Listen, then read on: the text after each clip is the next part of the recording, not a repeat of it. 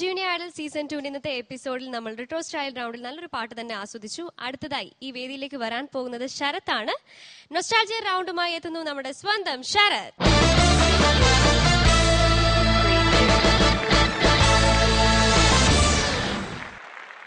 ശരത്, ജുബേ മുണ്ടൊക്കെ എടുത്ത് റെഡിയായി വന്നിരിക്കുകയാണല്ലോ പെർഫോം ചെയ്യാൻ.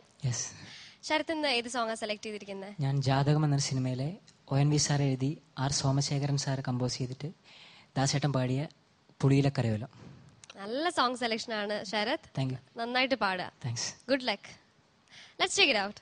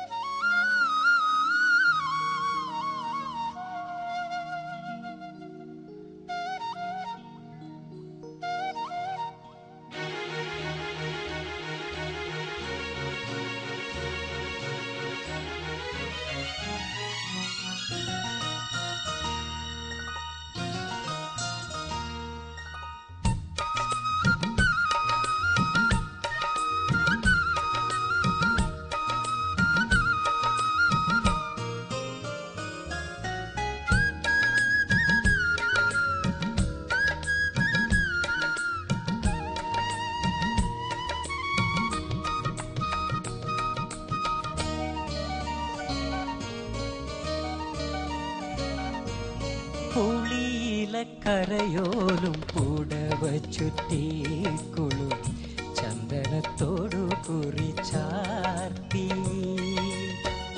നാഗഭണത്തിരുമുടിയിൽ പത്മരാഗമനോജ്ഞമാം പൂതിരുകി സുസ്മിതേ നീ വന്നു ഞാൻ വിസ്മിതനേത്രനായി നിന്നു പുളിയിലക്കരയോലും പുടവ ചുറ്റിക്കുളു ചന്ദനത്തോടു കുറിച്ചാർത്തി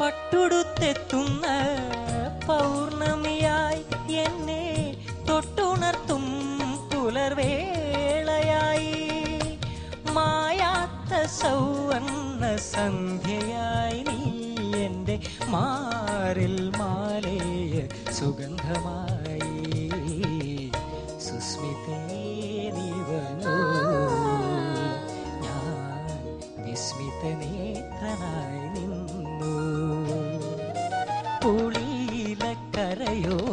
പുടവ ചുറ്റിക്കുളു ചന്ദനത്തോടു കുറിച്ചാർത്തി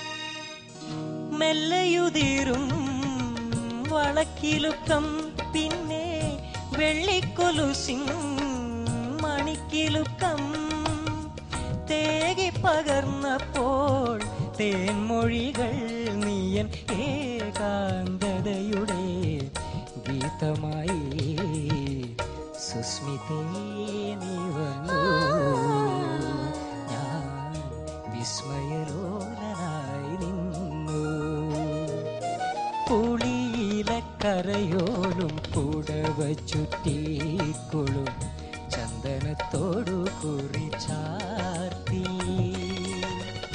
നാഗഭണത്തിരുമുടിയിൽ പത്മരാഗമനോജ്ഞമാം പൂതിരുകി സുസ്മിതേ നീ വന്നു ഞാൻ വിസ്മിതനേത്രനായി നിന്നു പുളിയിലക്കരയോലും പുടവ ചുറ്റിക്കൊളും ചന്ദനത്തോടു കുറിച്ചാർത്തി.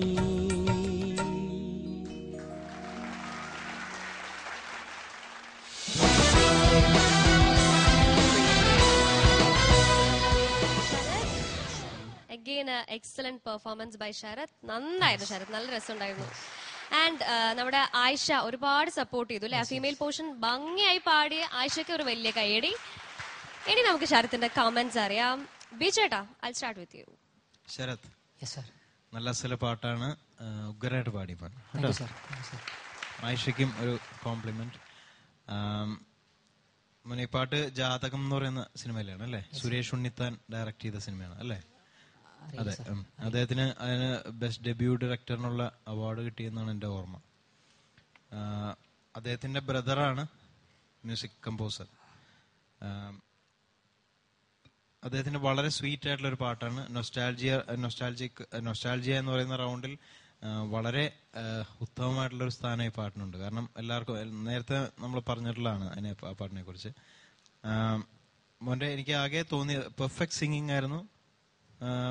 സിംഗിങ്ങിൽ മോന്റെ ഭാഗത്തുനിന്ന് പ്രശ്നങ്ങളൊന്നും തോന്നിയില്ല. പക്ഷെ എനിക്കറിയാം ഓരോ സിംഗേഴ്സും ഓരോ പാട്ടിനെ കാണുന്നത് അപ്രോച്ച് ചെയ്യുന്നതൊക്കെ ഓരോ രീതിയിലാണ്. ചിലപ്പോൾ ഈ പാട്ട് ഒരുപക്ഷെ ബാലമുരളീകൃഷ്ണ സാറ് പാടിയാലോ, അല്ലെങ്കിൽ പി ജയചന്ദ്രൻ സാറ് പാടിയാലോ, കമുകറ പുരുഷോത്തമൻ സാറ് പാടിയാലോ ഒക്കെ വേറെ വേറെ ടെക്സ്ചർ ആയിരിക്കും.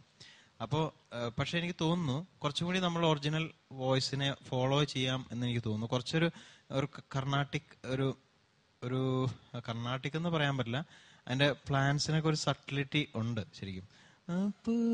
പുളിയില അങ്ങനെ പുളിയിലക്കരയോലും പുടവ ചുറ്റി കുളിർ ചന്ദനത്തോടു കുറിച്ചാർത്തി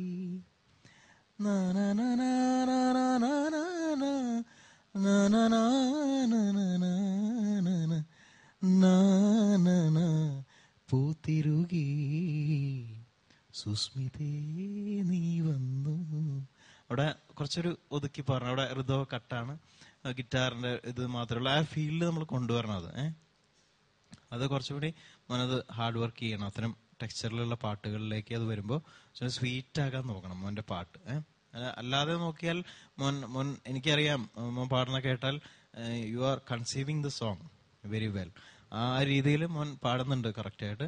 എന്നാൽ ഈ ഒരു പോളിഷും കൂടി വരുത്താൻ ശ്രമിക്കണം മോന്റെ പാട്ടില്. Otherwise it is too good.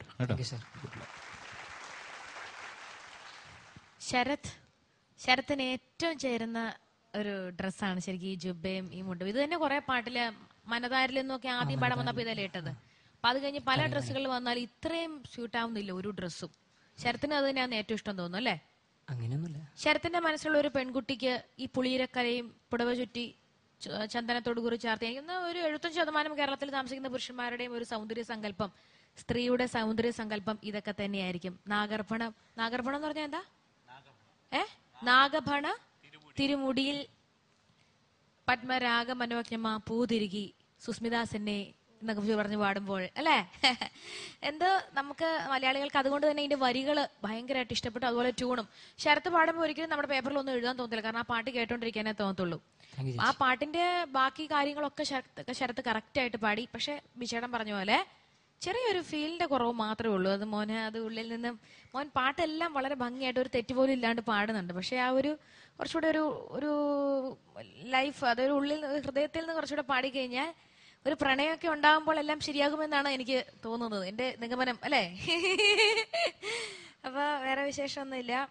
ഈ പാട്ട് സെലക്ട് ചെയ്ത് വളരെ ഭംഗിയായിട്ട് തന്നെ പാടി കേട്ടോ. ഓക്കെ, തബല ചേട്ടന്മാർക്ക് സ്പെഷ്യൽ ഒരു കയ്യടി കൊടുക്കണം. കാരണം അവർക്ക് ഒരു നിമിഷം പോലും തബലയിൽ നിന്നും കൈയെടുക്കാനുള്ള സമയം കിട്ടിയില്ല.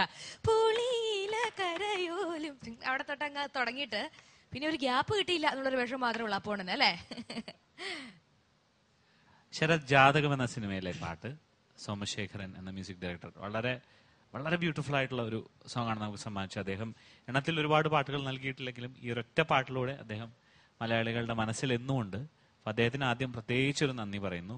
ഒപ്പം എനിക്ക് ശരത്തിന്റെ സിംഗിങ് കേൾക്കുമ്പോൾ ഏറ്റവും സന്തോഷം തോന്നുന്ന കാര്യം your confidence and your body language. മോന് ഈ പാട്ട് പ്രസന്റ് ചെയ്യുന്ന രീതി അത് വളരെ വളരെ അപ്പീലിംഗ് ആണ് കാണുന്ന ആൾക്കും കേൾക്കുന്ന ആൾക്കും. കാണുന്ന കേൾക്കുകയും ചെയ്യുന്ന വ്യക്തിക്ക്. ബിക്കോസ് ഒരു പ്രേക്ഷകന്റെ നിലയിൽ ഏറ്റവും ബ്യൂട്ടിഫുൾ ആയിട്ട് മോനെ അത് കൺവേ ചെയ്യും. That's a very good positive sign regarding your singing. വലിയൊരു കാര്യം. And very apt costume for the song as Rimi Z.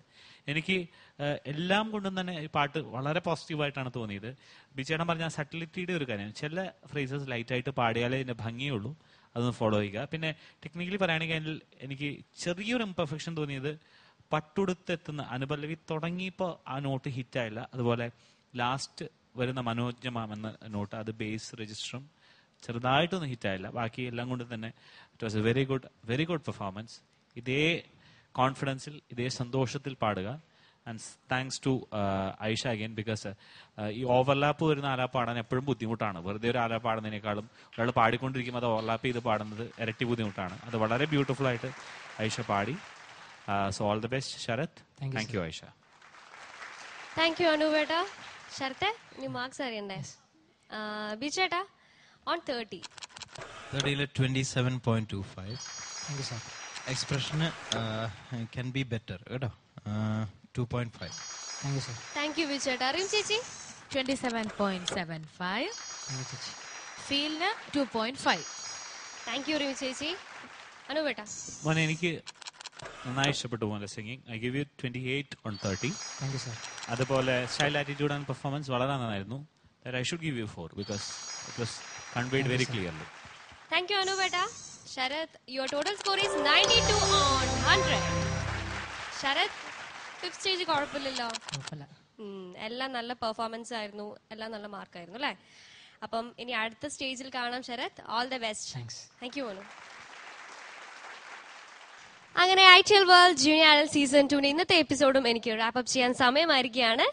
Wind up ചെയ്യുന്നതിന് മുമ്പായി ഞാൻ ഒരു കാര്യം സൂചിപ്പിക്കുന്നു. നമ്മുടെ മെയിൻ സ്പോൺസേഴ്സ് ആണ് ITL world travel management company. യാത്ര എന്നത് നമ്മുടെയൊക്കെ ഒരു സ്വപ്നമാണ്. ആ സ്വപ്നം യാഥാർത്ഥ്യമാക്കാൻ നിങ്ങൾക്ക് എപ്പോഴും കൺസൾട്ട് ചെയ്യാം ITL world travel management company by saying that this is me Meghna offering out from your favorite show ITL